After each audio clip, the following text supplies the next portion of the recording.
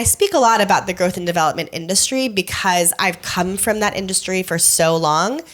And there's things that I recognize that I've even taught that I'm like, wow, this worked for a while, but it didn't sustain. It didn't stay with me to keep me feeling inner safety. It's produced an external result that created some sort of confidence that moved me forward, and it was useful for a while, but none of it took me out of survival. None of it took me out of feeling that deep feeling of survival, which I lived with for years. All right, Rising Man family, I've got another amazing guest here joining me here today, but she should be a familiar one, my beautiful wife, Kari Azuma, who's jumping into the hot seat. Welcome to the show again, babe. Thank you. It's so nice to be back in a different capacity. Yeah. Last time you were here, we really dove into our relationship and sharing more of our relationship with other people because we wanted that to, I think there's so much value in just presenting our honest selves. I think it's one of the things that you and I do best. And specifically this time around, wanted to really highlight the work that you've been doing. Not just for the past 12 years, but especially in the past couple of years that you've really dug into. So let's start with just talking about the nervous system, because I know that's your greatest passion and fascination right now. And a lot of people, they hear nervous system and probably think of textbooks and health class and brains and bones and little yellow things coming off of our spinal cord. So what is so interesting and important about the nervous system that most people don't even think about? That visual is actually much more sophisticated than the one I ever had. I just knew about fight or flight before I really trained in this. Well, yeah, so the nervous system, one thing I love is that the nervous system is actually coming into a greater view, on a social level right now, especially in the growth and development world. It's a little risky as well because it's becoming a little bit of like a self-help kind of healing compartment. Like most things in the space, right? Yes, and it is actually so complex that it's not something you can simplify like many of the concepts in the coaching industry. So it is so fascinating, and it really has pulled my attention. And really the reason that I switched over into this, I've always done somatic leadership primarily with women. I coached mothers for 5 years on feminine leadership and motherhood. And there was always a space in me, and also I could see this in the women I was coaching, that there's something missing, there's something that's being overridden. And what I realized is I was teaching, all of the principles of moving women forward, but in order to do so, there was this kind of sense of just holding on tight and pushing forward, sort of this ethos that kind of developed out of the coaching industry of rigidity and discipline and moving forward and realizing that there was a lot of perfectionism that I was recovering from and that I was getting produced in some of the clients I had. So circa that sort of gut feeling, I had shut down my corporation and stopped coaching for a while, as I've shared on some previous episodes, and stayed home with our children. And as you know, that was one of the most challenging times for me, as far as, just really being present with my biggest edge, which was mothering at that time. And what I realized was the nervous system. It was just so clear to me. It was my nervous system. I really got a feel and a deeper understanding of wow, there is this underlying whole city or world that is existing and running and sending me messages beneath the surface of cognition, right? Like my brain, my thinking, that I am just really unfamiliar with. And I want to teach her. I want to know how to support women really getting this piece healthy. And I so badly wanted to be on that next phase. That was my next iteration. I could feel it coming in within me of there's so much to discover about how my nervous system works and what healing that has to offer my life and my leadership. I love that. And I think one of the simplest distinctions to make about the nervous system is between reactivity and responding. And I think that's something a lot of people can relate to. We all have our reactions. Anyone who has children, anybody who has a partner, any one of us who gets triggered, which should be everybody who's listening. That is a human. If you're a human being with a pulse, then right. You're prone to reactivity. And right. There's a very real structural system in our bodies that is designed to create reactions that will help us survive. Exactly. So thinking of this autonomic part of our nervous system as our survival nervous system, it doesn't think, because if we had to think about all of our responses, then sometimes we would die. There's just not enough time to think about responding. Yeah, talk about overwhelm. We would be in charge of so much. It's really amazing that we have, it's actually incredible. Human body's amazing that we have these systems, right? Just breathing alone just happens so automatically. We don't think about it all day. And it's keeping us alive. And the same thing is happening with our nervous system. It's literally keeping us alive by sending us cues and information constantly.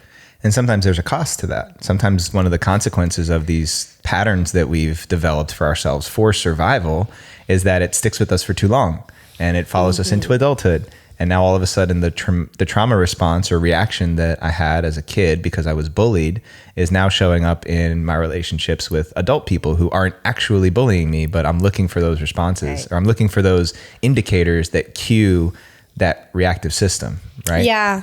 A really beautiful way to explain this actually comes from one of our gurus, Alison Armstrong, who we learned a lot about male and female relationship through her. And she sort of explains that like when their men are upset, or if they're feeling like off kilter and they're not like the grounded, secure partner that we normally can see or attach to, that there feels like there's a tiger in the room for the woman.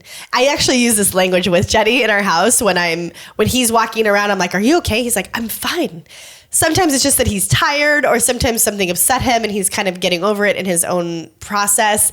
But for me, like there is something that is triggered that says, "Oh my gosh, my partner is not okay." And that makes me feel really unsafe. And there is a tiger in the room. And I'll say to him, like, "I understand you're okay. And I just have to say it feels like there's a tiger in the room because you're not okay. And so now my partner, my protector, is not as available to protect me if there's a tiger in the room." But of course there's no tigers in our room, right? Like that's not really the life we're living in unless you're living out in the Sahara or something. But our actual DNA still detects this from like cavewoman days, right? Like we still have these pieces of our DNA and our nervous system that's running that says, "Hey, watch out, there's a danger." And so many of those responses are automatic, and they default into all these little ways that we interpreted safety growing up. Specifically between ages 0 and 7, our nervous system baseline and our key points of our nervous system, they sort of get set around those age ranges. It's not that they can't change or they can't be rewired, and with work and practice.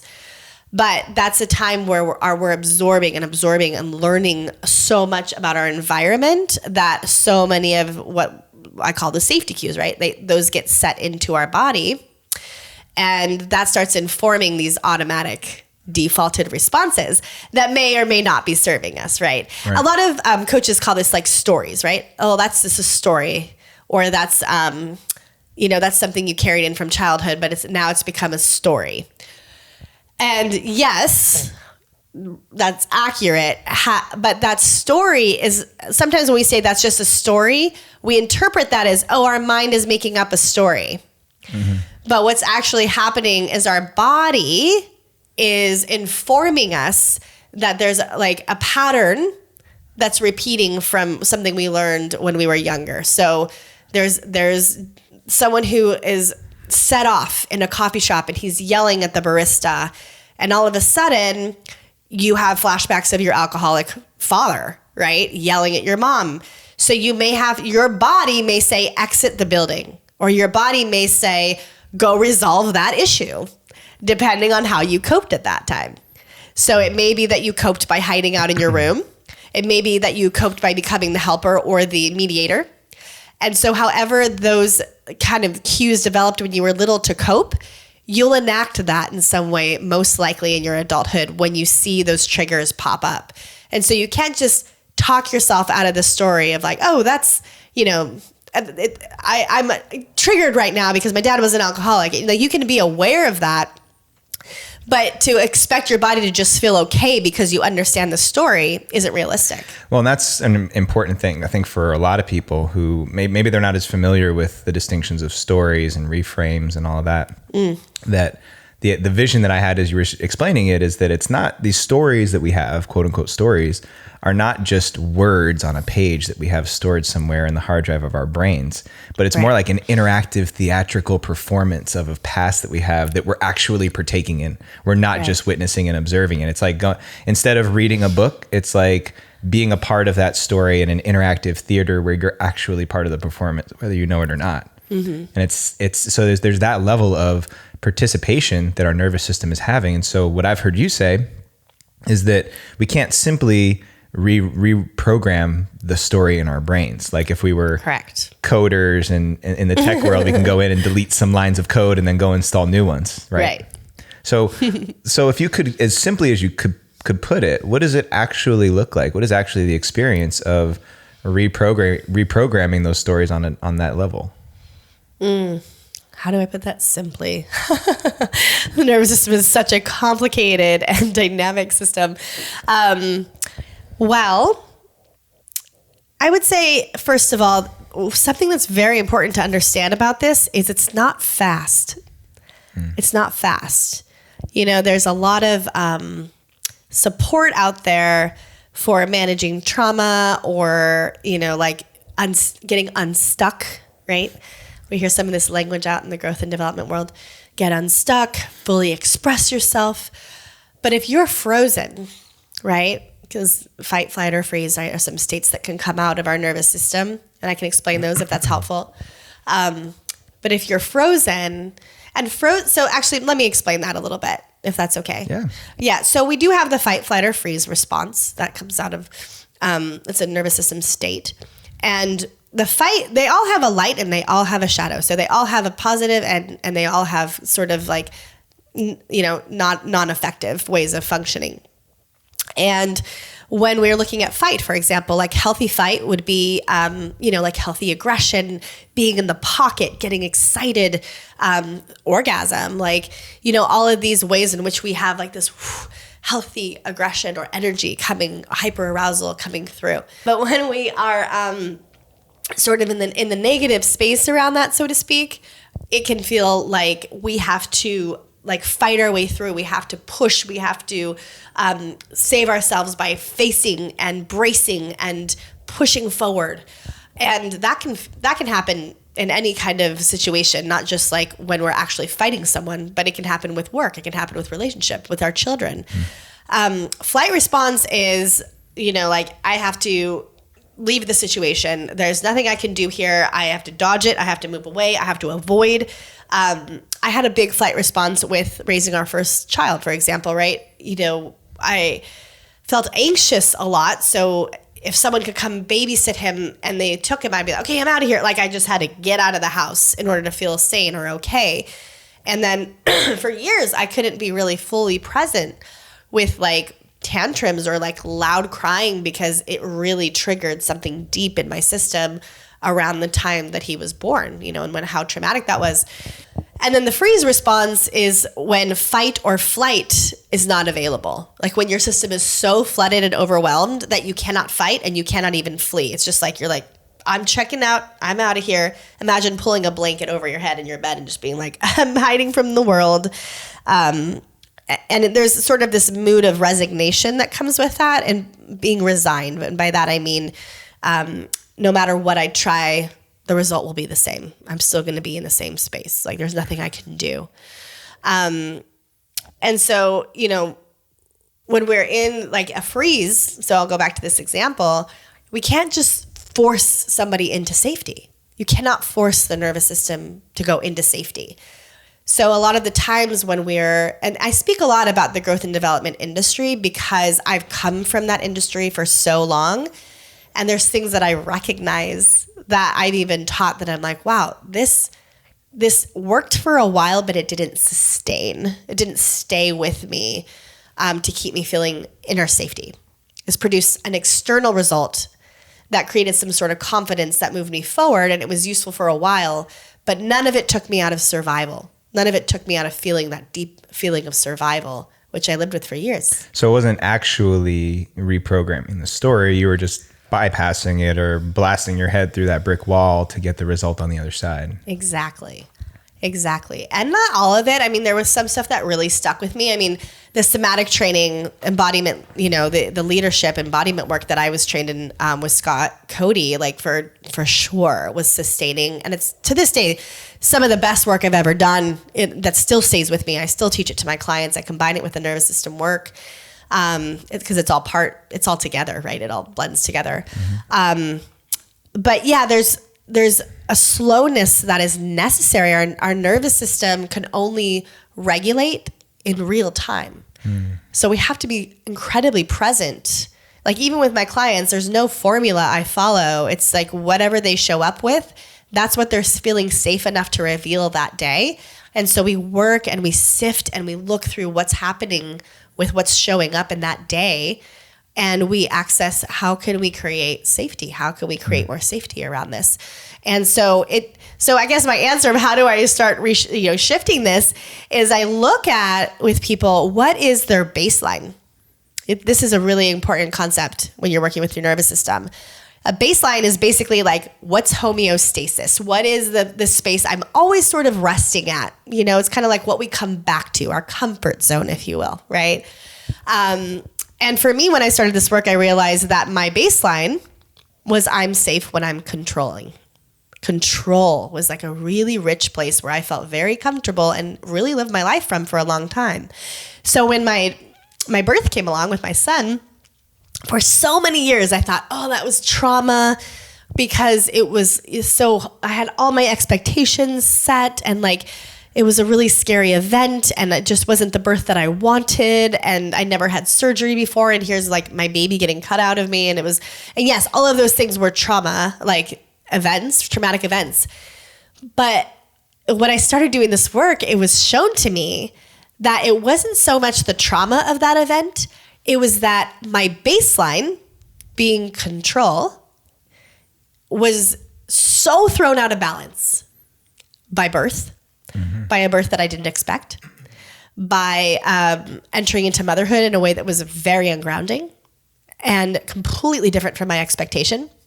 So control was just blasted, like someone threw a grenade in the world that I had so sneakily controlled. And I never even saw how much I needed to be in that much control until that event met that.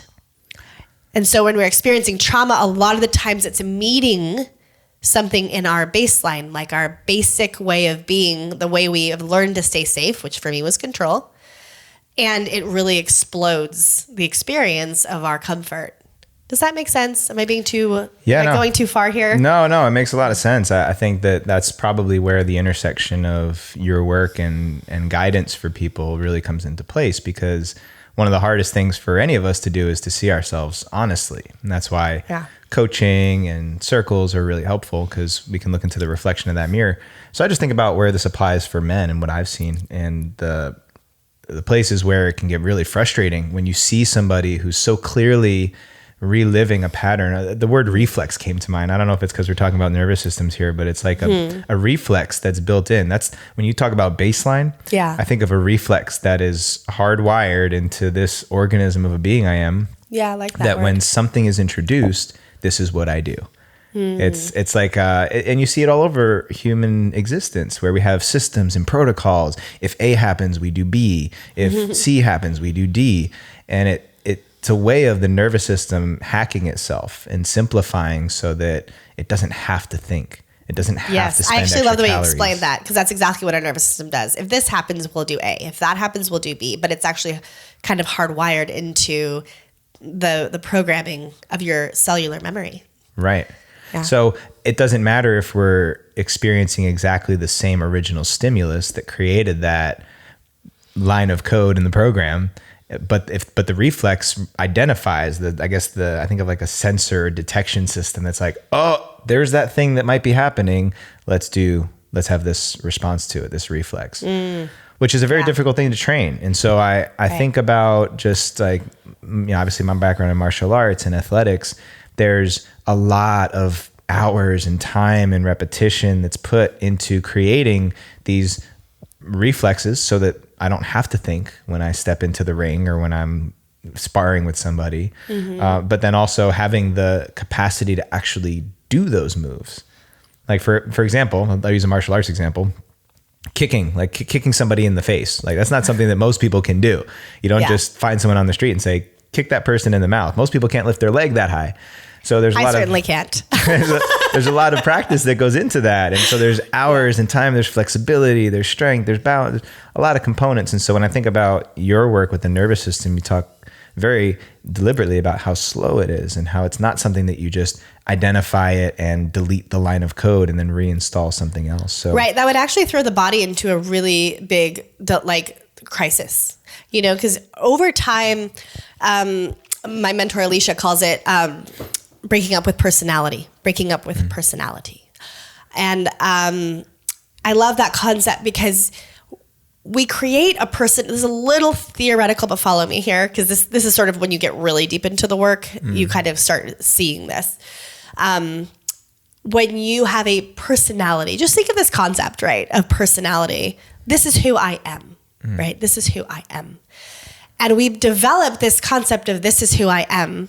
Like if I said, Jeddy, how do you make sense of yourself? I love this question Alicia asks. How do you make sense of yourself? Tell me right now. How do I make sense of myself? I don't even know where to begin. Just throw out a few things. How do I make sense of myself? Like who's Jeddy Azuma? Feedback from other people. Okay. Who I believe myself to be. Okay. How I see myself in the world. Which is what? Like, how do I see myself? Yeah. I see myself as a good person. I see myself as integral, determined, disciplined most of the time. I see myself as generous, loving. So I make sense of myself, I guess, through words, descriptive adjectives. And then usually I connect those words to evidence that I have that's true. Right. So what you're doing is you're connecting it to your life, right? You're looking at, okay, this is how I show up with integrity. This is how I show up with love. And it's really interesting because a lot of people, when they first answer this question, they mention roles. Well, I'm a mother. I am a coach. I am a community steward, right? I love to help people move their house and, set up camp or, this is what I specialize in. I'm an artist. And it's so easy for us to go into the role conversation.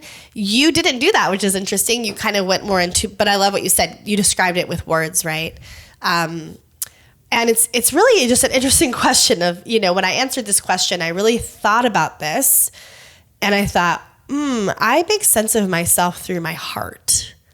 I make sense of myself through my heart space. That's where I look to remember who Kari is, and so many of us have trouble looking at this concept of ourself through our body or our emotional or energetic. We are so addicted to looking at who we are based on the reflection of the world, right? Do people reflect? Like you said, feedback, right? So it's how we get reflected. And listen, this is totally normal. I'm not saying people who do that are so lame or they're not woke. But that's not true.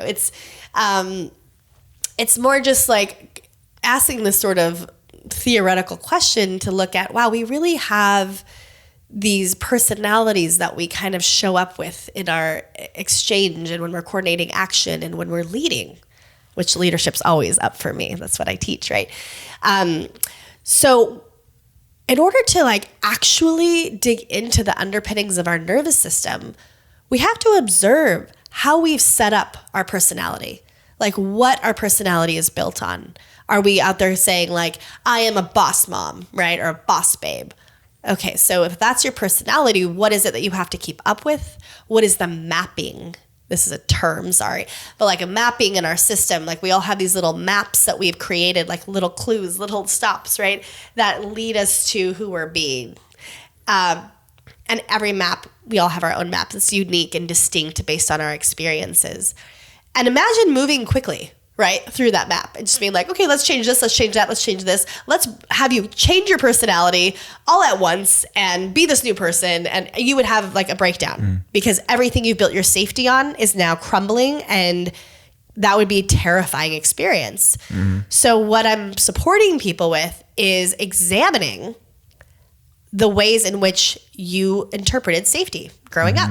I mean, it's really simple, right? I mean, it's simple and it's not. It's complex and it's simple. And just going into, okay, when you have this trigger with your wife around, or your partner around not feeling good enough or acknowledged, how old do you feel when that's happening? Usually everyone has an answer for that question when I coach them. It's usually like between 5 or 10. I usually find it's like very interesting. So they might say like, I was 7 years old when I feel like I started saying, what happened at 7? What was your experience? And then there's always something connected that reflects the current experience they're having in some way. And then we can start unveiling like, oh, that's where that trigger comes from. This is why that feels unsafe. So it's a huge examination of safety. And then over time, as the client, so to speak, sort of emerges into safety, they will start asking to like address certain parts of their life. Like today I want to work on this, and so we'll work on this thing that they feel like maybe it's eating, right? Maybe eating is up for them. And so we'll work on that. And of course that touches everything else in their life as far as safety goes. But it's like little pieces will start to emerge that people want to work on, where they start building enough safety. Usually the bigger rocks happen at the end of the sessions, right? Like towards the end of our time together, which is what happened with me too, right? Like I wasn't really ready to talk about sexuality until I've been doing this work for a long time. And I remember saying to Alicia, I wish we had worked on this earlier. And she said, you weren't ready. Your nervous system didn't feel safe enough to even bring this to the table, which is so different, right? Than when we're coaching on a mindset or a quick level. It's like, we're just going to cover, this week we're going to cover money. This week we're covering sex. This week we're covering, and people just really may not be ready to truly unveil what is there. So this is sort of the big reason why I actually work with people for longer now. I used to work with people for shorter stints, but like 9 months is my ideal. 12 months is really the most ideal, but 9 months is the minimum, because the pace of how we actually produce the rewire of how we look at safety and produce new safety takes time. I hope that wasn't too long-winded, but it's really important to really understand this. Well, it's really clear that you're really passionate about it, and that there's a high degree of I guess discovery is what it feels like to me, to really have lasting change. Because I think one of the things that I'm frustrated by, especially in the field of men's work, is that usually, we've created an expectation collectively as leaders in the men's work space that you can go and you can do a 3-day retreat, or you can go to attend a men's circle for the first time, and you can have a really impactful experience, but expecting that one data point is enough to compensate for a whole lifetime of having this cause and effect relationship. This is happening, so I'm going to do this. This is happening, I'm going to do this. It's like eating junk food all the time, and then suddenly saying, I'm going to have a salad, and expecting that you're going to wake up and feel transformed. Right. So I think that fits in the greater scheme of just transformation and change. We could be talking about physical body transformation. We could be talking about energetics and mood and nervous system like we are here. But overall, I think it's just important to note that all change, all lasting and meaningful change, is something that happens gradually, and that there shouldn't be this expectation that we can just go and have a couple of experiences or have someone tell us a couple of the right things and then go fly, and I see a lot of people in the space, especially guys who've been involved in it for a long time, especially men who are a little bit older, who, especially if they're in that mindset that, if anyone can do that, can decide to change, then I should be able to. It doesn't really make room for that transformation and change to happen. And it can lead to this, why can't you just be more disciplined? Why can't you just do what you said you were going to do? When actually there's an underlying pattern and program that's playing. Yes, which could also be such a deterrent, right, to their confidence, if they're led in that way. So there's been a lot of breakups I've had with the coaching industry, like the coaching training I've had around pushing sort of an agenda on somebody to commit to something, right? Like commitment can just be such a funny way to like manipulate yourself. And like, I'm going to commit to eating this for 3 months or eating this way for 3 months. And if I don't, then I'm a failure, right? The subtext of that is I'm a failure. I'm bad. I'm not disciplined. I recently I did a guest talk in a group, and this woman who had, really struggled with like eating, she was like, I don't know why I just can't commit to this. Like, I feel like I'm such a failure. Like I why don't I love myself enough to just eat this way, right? And I was like, I know I'm not here to talk about this, but I actually really want to work with you on your nervous system in this moment, because there's so much that is probably behind why you can't do that. And it's not who you are. And people make it about, oh, I am not disciplined. They start creating a personality around it. They start adding to their personality trait of like, I am a commitment phobe. I am a failure. I am a bad eater. And sometimes we pin this stuff on our kids. It's so funny, right? Like if our kids don't eat well, we're like, oh, they're a bad eater. They're a bad sleeper, right? It's like little things like that we pick up on, and we internalize those things. And I mean, you don't have to be perfect and like watch every single thing you say to your kids. It's never going to be possible, right? That would overwhelm our nervous systems as well. But it is interesting how these cues form us. So it's possible, because this happened to me, that with that person, and I really related to what she was saying, is that, I grew up with somebody who was, in my household, who was like constantly on a diet, constantly watching what they ate. And so I equated eating with control. Like, and it looked miserable to me. I was like, I never want to do that. There was an internalization of like, that person is never happy, right? She's never happy with food. Like there's no joy and celebration around her ability to just be with it. There was always some sort of like, some battle. And that's her journey, so there's no judgment there. It's just that when I watched that, I created a coping mechanism within myself to say, I will never control my food. So I made an assumption that in order for food to be safe, quote unquote, I had to be rigid around it. And then I rebelled against it. I was like, okay, well, I'm never going to do that. I'm just going to eat what I want. So when I had to go on elimination diets or something that was like necessary to rebalance my health, I would have a really hard time committing, because I would say like, no, it is not safe to be rigid around food. So I'm rebelling against that. And I was rebelling against control that I set up in order to cope. So one of the things we can say is that the nervous system is undefeated. There's no way to hack the nervous system. And I that's one thing that really bothers me, is that people say, well, there's this hack and that hack. And really all we're doing is we're putting things together with Scotch tape.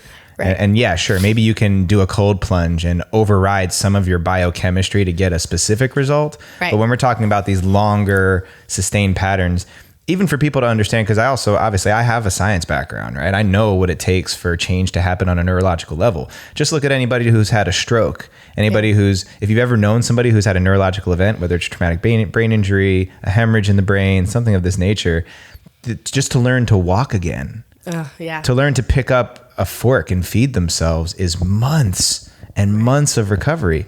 And they even used to tell us back when I was in PT school that when someone has an injury like this, some sort of neurological injury, that there's an 18-month window in which progress can be made. And after that 18 months is usually where the returns on rehab start to diminish. But 18 months of constantly doing rehab, hours and hours a day, to relearn these simple functions, there's a lot of energy and effort that goes into it. So just that idea that we can just hack the nervous system and suddenly change it to be different is, I think, probably the most profound thing for us to understand.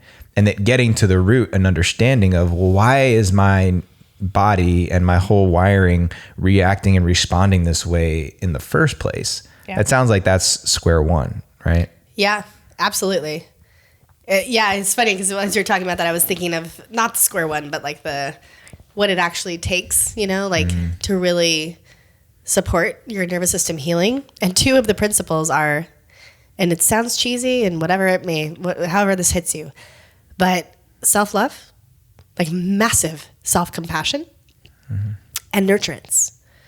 Like you have to actually learn how to do that for yourself. You have to learn how to reparent yourself. It's a reparenting process, right? Because every stamp of safety that you received, you now have to question. Maybe not every stamp, okay, that's overwhelming. But, the big rocks, right, that you received around maybe food or work or money or relationship. You gotta turn that rock upside down and look underneath, like what's down there. And then whatever you see, whatever, it's a lot of quote unquote shadow work, but I don't find it like so dark, because I think sometimes trauma work can feel really like, ooh, like, oh, okay, let's brace ourselves to go into trauma work. It doesn't have to be such a deep dig. In fact, when I'm working with people in trauma with the nervous system, I do not go right into like, let's jump into your trauma and relive that and, nurture that. I don't do that. I wait and I walk around it with them, and you don't have to actually go into like the intensity of the experience. You can, if that's what's called forward in someone. Well, that's just a different modality. Right. But also the client who's in the seat is always leading me. That's the difference. I am watching where, like, what are you feeling safe for? And this concept of like, as coaching methodology sometimes puts like the coach in the seat of like, I am going to set a context for you to walk into. It's very much the opposite when I'm coaching nervous system. I'm waiting for them to set up the context of, okay, where are we going? And okay, I'm your guide. I'm behind you. And we're going to go look at this. And you don't have to look at the whole thing. What do you feel safe at looking at right now? We don't have to talk about that until you're ready. I had someone in my group who didn't want to be coached in front of the group, and it took 6 months, or I'm sorry, not 6. It took 4 months for her to get in the hot seat, and that was totally fine. I wasn't like, you're not jumping in, you're not being your word, you're not like getting in the game. No, she could have gotten the whole program and just taken in whatever she needed. And what shifted for her, I believe, and then, I'm just speaking for her, is that she got the spaciousness to have choice. And the nervous system needs choice. It actually needs choices. If it feels trapped, it will fight, or it will fly, or it will freeze. At what point does that just become avoidance? Oh, that's a beautiful question. Well, that's when it's great to have a guide. That's why it is good to have someone in the seat where I'm sitting, because there's some poking around that, right? Like, but it's really, sometimes it is avoidance, and I find that when there is enough safety produced, it will come into maturation. It will mature into being revealed. Right. I mean, I've had people in the seats, as my clients in groups and stuff, where at first it was just like, I will never talk about that. And then like a few months later, they're like saying the whole thing in the group. And I didn't ask them to do that. I didn't challenge them to do that. I didn't say, hey, you'll really heal faster if you can really just reveal this, right? They brought that in because it was time. So if there's avoidance, it's going to be there. Like there will be avoidance. I think we have to also make avoidance normal, right? And but if they're holding back, there's all these beautiful ways to dance around. Like, okay, well, what is your desire? What is your desire? What are you longing for? And then looking from that lens of going into, okay, well, do you want to see what's there as far as building a new way to explore that? And if they're not ready, they're just not ready. And I think it's interesting because I'm working with women, right? And we're talking to a lot of men probably on this podcast. And I do think that there is a little bit of probably different approaches for men to really be met in how their nervous system reactions are. Well, let me speak to that for a moment, because I actually think that it's actually not that different, because I've been listening to that this whole time that you've been talking and listening for, well, what is the common thread? I generally don't like to make too many broad generalizations about men or women, because everybody, but at the same time, I do think that the common denominator in all of it is creating a context of safety. right? It's like the nervous system sounds like will default to its reflexes unless it feels safe enough to consider something different. And so I've been in rooms where I've had guys where we are doing very intense physical, mental, emotional exercises that can elicit big feelings, emotions, even traumas. I've had that happen in the room. And in those moments, it's really important to let that person's nervous system know that, hey, you're not alone. Mm-hmm. Let's look around and see, where's that tiger? There's no tiger in the room here. Yeah. And sometimes this is where the guidance is really important. Something else I know you really care a lot about is having people in the position where my nervous system can handle that. Because as a leader or a facilitator in that, if my nervous system gets triggered into my overwhelm and reflexivity while somebody else is having that experience, that's when people get hurt. Yes. That's when damage can be done. That's when we double down on traumas and people have colored experiences of, instead of getting closer to resolution, we get further away from it. Yes. But in those moments, it sounds like the through line is safety. Because if I can create a context of safety and say, hey, let's just take 10 feet back from what's happening right here. And let's just look at this and just notice what's coming up for you. Yeah. And if somebody can create enough distance from what's putting them over the edge to look at it differently and say, hey, today, you don't need to step in and do that. You don't have to if you don't want to. You can if you choose, but you don't have to. Yes. And nothing's going to happen if you don't. Sometimes that's like such a huge breakthrough for men or women. Totally. It's like, oh, I've been pushed my whole life or expected to perform or expected to be the hero or expected to be the Superman, and it's like, permission to opt out, and of course, if there's like a patterning of opting out, I feel like it so naturally emerges in this work. They'll know, it's like, I find the more safety I produce for my clients, the more they know and can access their intuition of what they actually want to reveal. Their soul wants it. Their soul wants it, and the more safety that is produced, the more their soul will emerge. And something you said about your work, and I do agree with you. I think the through line is safety. I think sometimes the context is different for men as far as languaging, right? Which is what I was really feeling when I was saying the difference, right? But one thing that I learned from a beautiful friend, Emily White, who's both our friend, who does mindful self-compassion leadership work. I don't know if it's a leadership work, but mindful self-compassion work based on the teachings of Kristen Neff and Christopher Germer, who are amazing in this realm. There's something called common humanity. And common humanity is in all of their meditations, right? Of really dealing with difficult emotion around oneself. Like, they have a lot of beautiful work around just really acknowledging the depth of our feelings, of our emotional body. And in a lot of their meditations, they ask you to tune into common humanity and say out loud, I am not the only person who feels this way. There are so many people out there dealing with this. And I do this a lot when I'm regulating my own nervous system. There was a moment when we were putting our daughter down where she was just like tantruming. It was 10 o'clock. I'm so exhausted. She only wants me to put her to bed, as you know. And it's been such a struggle getting her to sleep lately.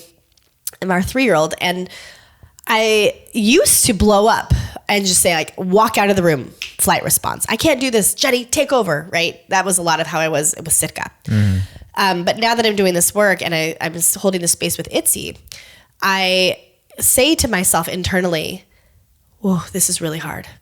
I'm really angry. It's just an example of how I regulate in these moments. I'm really, really angry right now. This is really difficult. It's not easy being a parent, and this is a moment where I just want to leave the room. I don't want to be here. My daughter's being so irrational. I know it's not her fault, but I'm so angry with her right now for not going to sleep. And I know I'm not the only mom dealing with this. In this moment, there's another mother out there up late with her kid, and she's upset too. And right now, I'm just going to tap into her energy and just feel that I'm not alone. I'm not the only person who is having this reality. And what that actually does, the common humanity, is it creates it actually accesses our social nervous system. Our social nervous system wants to tell us to fit in. And it might say, you're the one mother who cannot get it together. Your friends are not having these problems with sleep.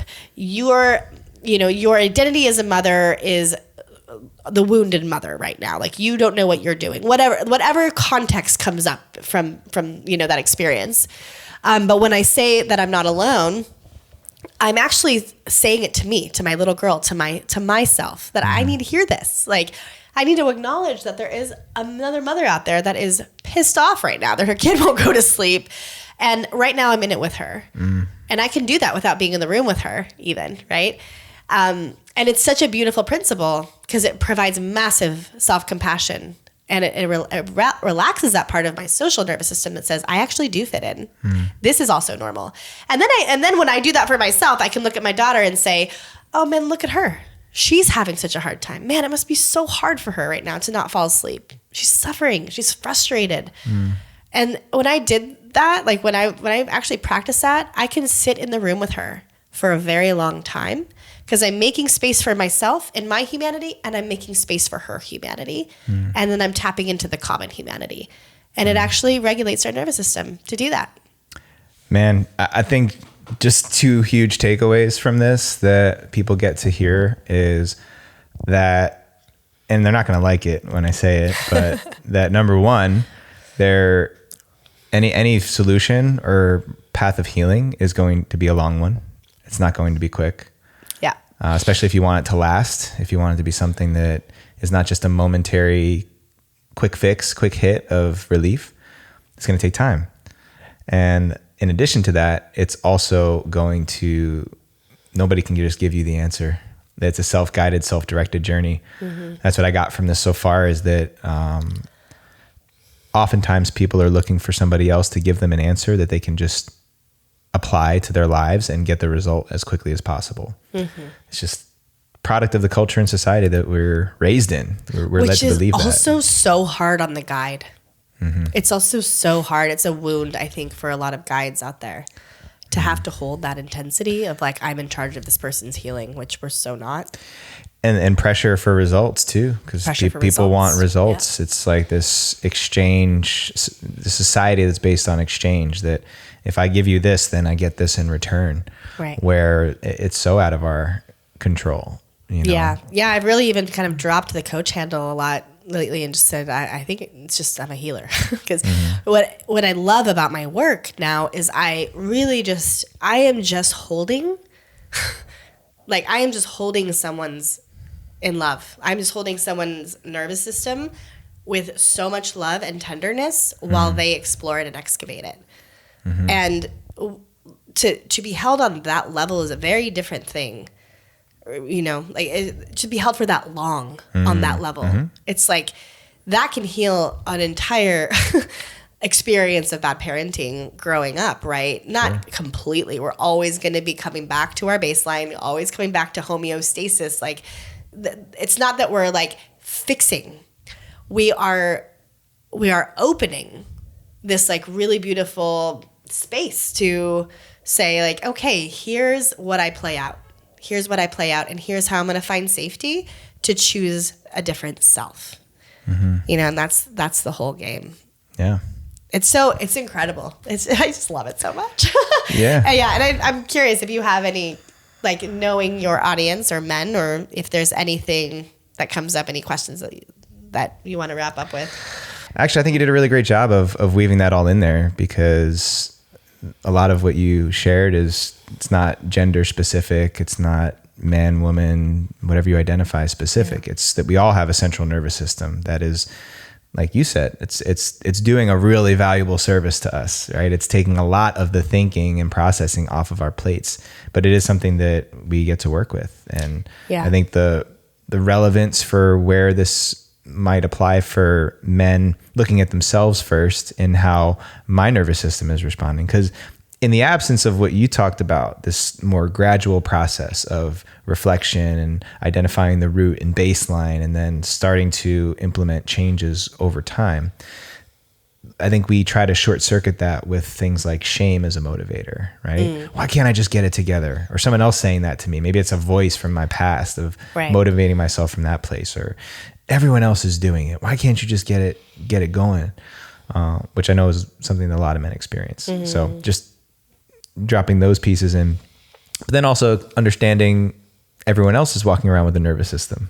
too, and how our nervous systems interplay off of each other. And we can get caught up in, I know one of the tools that you also like to work with is the drama triangle, right? How do we start, if we go back to that image of this interactive theatrical play, there's like multiple interactive theatrical plays happening all over the place. And when you walk down the street, you can get sucked into one or the other.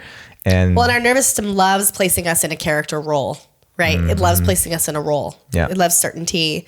It loves knowing. It loves, basically the opposite of curiosity. It's like, just give me certainty. Let me know what's happening. I need to know what direction I'm going in. Please just, keep it simple, or keep it complicated, actually. But one thing I'd love to say to men that are listening is to actually speak to partnership a little bit, because I know that there's so many times where men may feel, sort of like disenfranchised in their relationship, or unacknowledged, or, that they're not doing enough, or, that they're just providing, and then they cannot seem to like get their woman to be happy.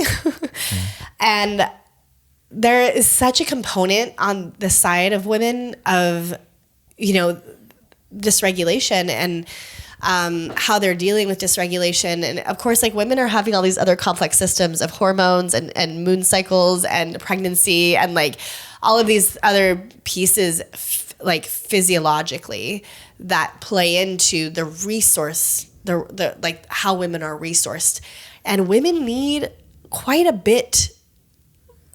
lot of resourcing. Like we actually are not built to move fast or to push hard, and we've really been sort of colonized into working with a really masculine structure that doesn't always work for us. And so I feel like this work is really a return. This is why I work with women. It's really, for me, a return to women getting to be in the feminine principle, because so many of the nervous system principles I work in are feminine principles of like slowing down. How does that feel for you? Access your intuition. How do you produce inner safety for women who are always coping with feeling unsafe? And I feel like just men can be really hard on themselves around, I am not creating safety for my woman. And I want you to know that a lot of the time that's really not on you. A lot of the time it's just that woman has not quite yet grasped how to create that world within her, that where she can access that inner safety and really live in that space. And I've noticed, God, just me doing this work, how much for Jeddy I've been able to show up outside of panic or scarcity or tit for tatness, like exchanging resources because we're hoarding our resources of our energy and our time, and just recognizing like the more safe I feel internally, the more I can access my own regulation, the more I can see Jeddy, the more I can show up for Jeddy, the more I can feel the way he shows up for me, and how much he's using his body and his life force to love and support our family. And I just have such a soft spot for men in this area of like, I see men working so hard to make their women feel safe. And then if those women are really, really dysregulated and really not finding ways to cope with that in a healthy way, it's not all on you, man. And I just want to like drop that in here for the men, because women need this healing. That's what I'm here for. And we all need it at different levels, but it's not all on you. Yeah, certainly. I think that's the last thing to speak about here is just my experience in supporting you, recognizing that you never needed me to provide a solution for you, and even a container, right? Like we talk a lot about the masculine being the container for the feminine to express itself in, that you needed that from me at times, but I also couldn't be that container for you in every way that you needed to explore this part of yourself. And the constants of what you needed were love and patience and understanding and a willingness to listen and try to relate to your experience.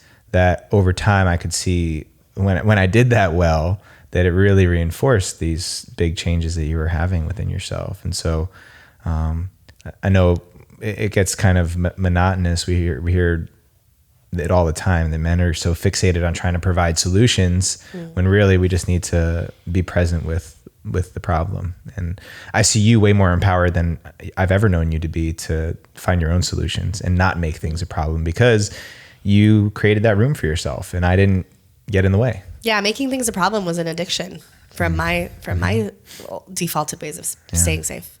Yeah. So yeah, it's really powerful. It's really powerful work, really powerful stuff. And I will say that mama getting regulated, I have seen a shift in our whole household. Absolutely. Of how everyone else has benefited. Mm-hmm. Jeddy and his mission, the kids and their desire for presence and love. There's just an energy that shifts and changes in the household when nervous systems are tended to. Mm-hmm. It's just like, it's really magical. So yeah, I just love how this is emerging, and there's no poo-pooing other methods of nervous system access. I mean, breath work. I do love cold plunges, and like all those things are fantastic. They're really wonderful tools. And just like every modality has supplementary work, so does the nervous system. And I think there's so many beautiful things, network, chiropractic, like all these things are coming out to support the nervous system. And if I have to say this, like, and sound a little cheesy, I'm okay with that. But I really believe that when we heal the nervous systems of all of the people, that this world will actually shift. I think we're people who are walking around with dysregulated and distorted views of power are walking around with distorted views of their self and their persona. And they're just trapped in a social nervous system that is so activated and so hyper aroused that it has to keep performing at a particular level to stay okay. And people are not aware of that. And that's not to say I'm trying to be the hero either. Of course. This work has to be done in collaboration. And we're all doing our part in the ways that we see fit. Yes. Well, obviously, I love and support your mission so much, and I really appreciate you coming in here today and sharing all of your medicine with us. Where would you like for people to go to find out more about what you're offering now, and who specifically is a good fit for what you're offering? Yeah. Right now I'm just restructuring all my things. But Instagram is really the best way to find me. And I have a link tree there. My Instagram is at Kari Azuma, one word, Kari. And I have a link tree with my newsletter that women can sign up for, or men, if you want to be clued into what I'm speaking to here.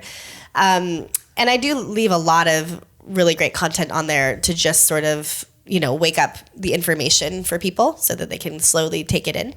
But I am going to be offering a masterclass coming up in November, another group coming out in February. So there is, and I'm actually opening up to fall clients one-on-one. So there's lots of space to learn, and I really do hope to do more educational stuff and make it very accessible as I continue to go forward. So my first masterclass in November will be kind of a testing to see how I can put that out more into the world so the education can be actively available, and then the coaching is there if it's needed. Oh, and fantastic. You said who. So, I really work with women between anywhere from like 27 to 50, really. But I tend to attract a lot of heroines, a lot of really strong women who have really acted from their a lot of masculine push energy in their leadership, and really restructuring that leadership to be a calm, easeful, beautiful experience of, full expression from courage and values being lived out. And the work does take courage. But, that's part of it. Beautiful. Well, all those folks, I definitely encourage you. I am biased, but you should definitely go and follow my wife. She's got some really wonderful things to bring into this world, and really excited for how it's all unfolding for you, honey. And just really inspired by the very obvious and apparent change that I've witnessed in you, and always marvel at how you find ways to give that back to other people. So, oh, thank you. Yeah. Thanks for being on here today. Thanks, honey. Love you.